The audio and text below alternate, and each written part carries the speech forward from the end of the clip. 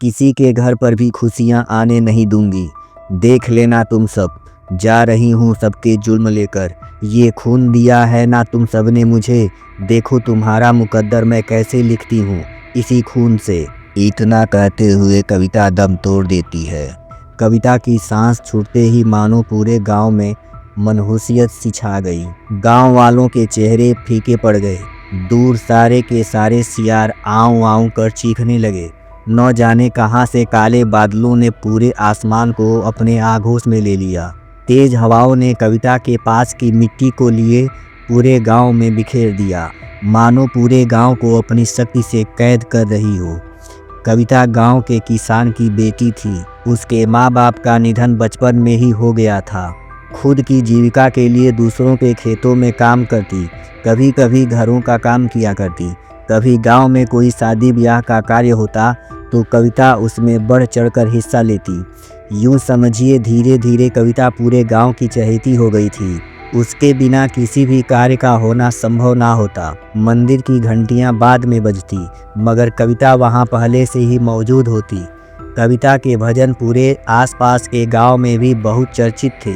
यूं ही वक्त गुजरते गुजरते कविता 18 वर्ष की हो गई थी। शरीर में बदलाव के साथ साथ कविता बेहद खूबसूरत हो गई। रंग सांवला था पर चेहरे की बनावट किसी हीरोइन से कम ना थी। गांव में किसी भी तरह का कोई बदलाव लाने की बात होती तो सबसे ज़्यादा कविता ही चहकती दिखती। गांव में जब नए डॉक्टर का आगमन हुआ उस वक्त कविता से ज़्यादा कोई खुश ना था, क्योंकि अधिकांश लोगों की सेवा वही किया करती थी। गांव में अस्पताल न होने के कारण अनेकों मौतें हुई थी। उस डॉक्टर ने गांव में अस्पताल बनाने के लिए जाने कितनी ही बार कविता के कहने से अर्जी डाली थी। परिणाम ये हुआ कि तकरीबन 1 साल के बाद सरकार ने अस्पताल बनाने के लिए कुछ लोगों को गांव में भेज दिया। बस इसी तरह से गांव में सरकार द्वारा एक अस्पताल बनाने की योजना आई। शहर से 4 इंजीनियर गांव में आ गए। कविता ने जब सुना कि यही 4 लोग अस्पताल बनाएंगे तो सीधा उनसे मिलने की चाह लिए उनके दफ्तर में पहुंच गई। दफ्तर भी गांव के सरपंच के घर के आंगन में बना था। उन लोगों के रहने के लिए गांव में ही एक घर दिया गया था, पर काम करने के लिए वहां कोई नहीं था। कविता को देखने के बाद उन सभी ने उससे घर का काम करने के लिए कहा। सरपंच ने भी कविता की इतनी तारीफ की कि सभी ने कविता से घर का खाना बनाने के लिए उससे निवेदन किया। चारों इंजीनियर का नाम कुछ इस प्रकार था: प्रशांत, किशोर, विकास और उत्तम। सभी लगभग 28 से 30 वर्ष के बीच के थे। प्रशांत: कविता, सरपंच साहब जब इतनी तारीफ कर रहे हैं तो प्लीज़ हमारे घर खाना तुम ही बना दो। कविता कुछ सकुचाते हुए हामी भरती है। कविता: ठीक है साहब, मैं बना दिया करूँगी। प्रशांत: चलो, एक चिंता खत्म हुई। बस इसी बात की टेंशन हुई पड़ी थी। कविता हर दिन सुबह सुबह वहां पहुंच सभी का खाना बना दिया करती।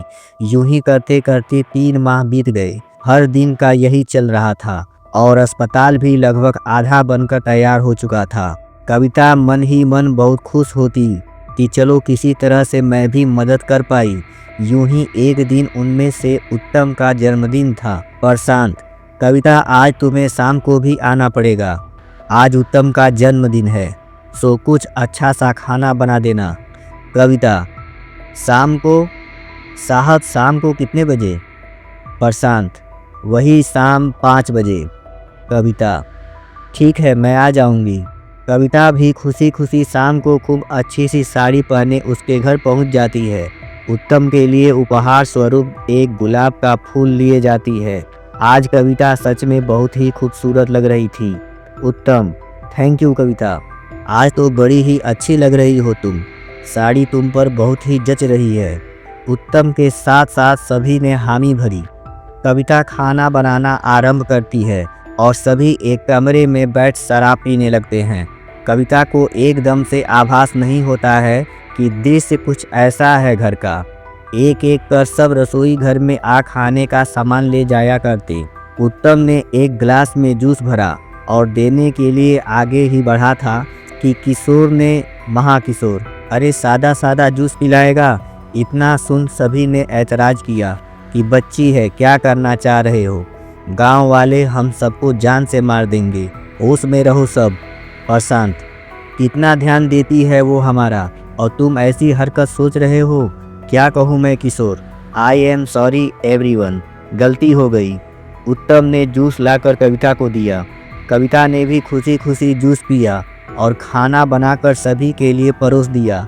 एक टेबल पर पूरा खाना लग गया। सारे लोगों को साथ बुलाकर सभी को खाना परोस दिया। किशोर की नज़र अब भी कविता पर ही थी। सभी की वजह से उसने कोई हरकत न किया, मगर अपनी गंदी निगाहों से कविता के पूरे बदन को निहार रहा था। कविता भी बेचारी क्या समझती। 4 में से 3 साहब तो अपने परिवार जैसा ही व्यवहार कर रहे थे और चौथे तक उसकी नज़र गई ही नहीं। पूरे गांव में उसके साथ ऐसा व्यवहार कोई करता ही नहीं था। थोड़ा सामान उठाने को क्या झुकी कि पल्लू नीचे आ गिरा। सभी ने अपनी निगाहों को नीचे किया, सिवाय एक किशोर के। किशोर अपनी गंदी निगाह उसी पर गड़ाए हुए था। खाना खत्म होने के साथ ही कविता भी खाना खाकर निकलने को होती है।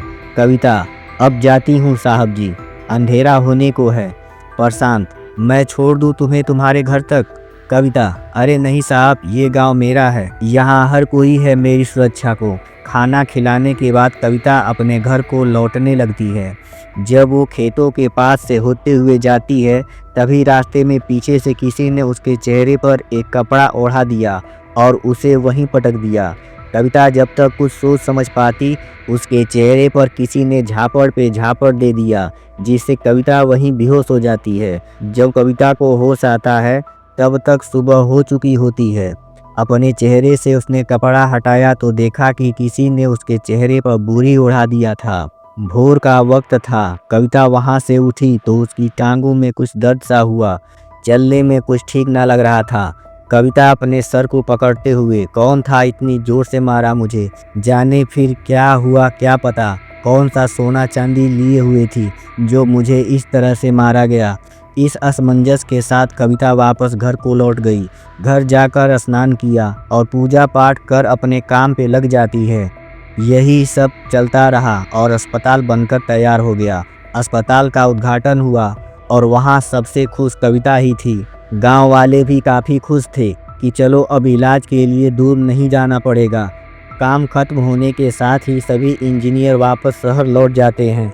जाने के वक्त सभी ने कविता को एक लिफाफे में कुछ पैसे भरकर उपहार स्वरूप उसे दे दिया। लोगों ने इलाज करवाना शुरू किया और कुछ नए डॉक्टर भी नियुक्त किए गए। अब ज़्यादा गंभीर समस्या होने पर ही शहर के लिए जाना पड़ता था। कविता वापस से खेत में काम करने लगती है।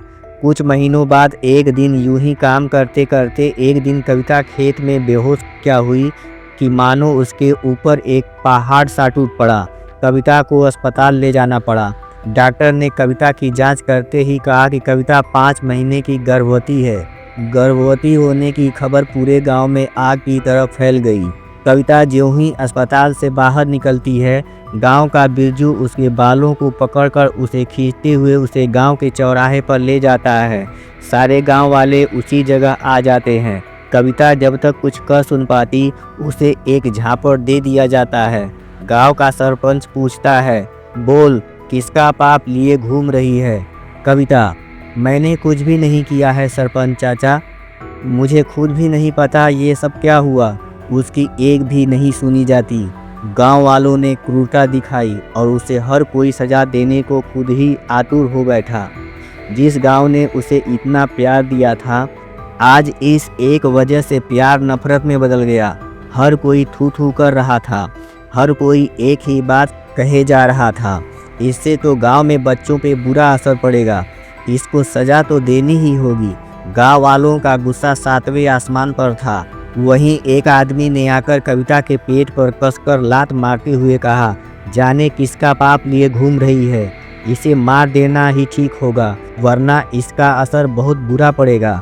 हमारे घर में भी बहू बेटियां हैं। कविता अपने पेट को पकड़कर रोते हुए, सुनो मुझे कुछ भी नहीं पता कि ये क्या हुआ है। मुझे मेरा विश्वास करो तुम सब, मुझे मत मारो। इतना कहकर कविता जमीन पर गिर पड़ी।